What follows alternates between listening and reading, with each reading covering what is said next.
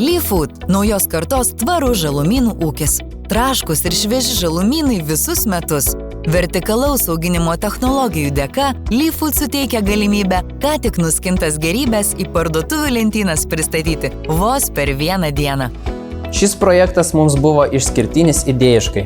Padėjome LeeFood komandai paleisti bei įgalinti veikti pagrindinę jų sistemą – vertikalų ūkį. Specializuotai LeeFood veiklai pritaikytos įrangos užsakymo, paruošimo ir greito pristatymo galimybių analizė pagrindiniai GoIT uždaviniai, kurie reikalavo ypatingesnio pasiruošimo iš visų pusių.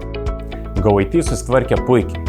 IT infrastruktūros mums reikėjo pakankamai greitai. Todėl ši komanda mums pasiūlė sprendinius, kurie leistų įdiegti laikiną įrangą, kol atvyks pastovi.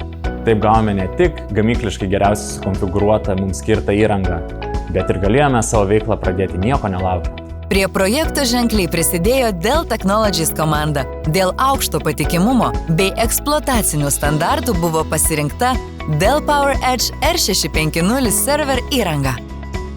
Jų požiūris į tvarumą yra ypatingai šiuolaikiškas ir sutampa su LeeFood vertybėmis, kurios yra neabejotinai tvaresnės ateities pavyzdys.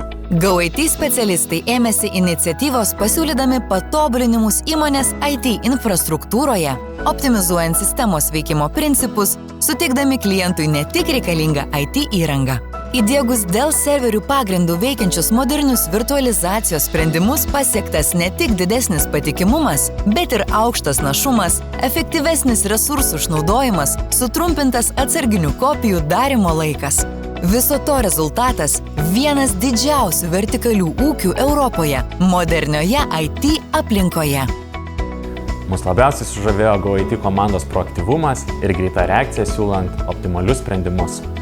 Netrikdomas sistemų darbas yra nepaprastai svarbus LeeFood produkcijai. Į bet kokius nesklandumus GoIT reaguoja nedelsiant, nes nuo to priklauso gyvo organizmo, žaliuojančio ūkio veikla.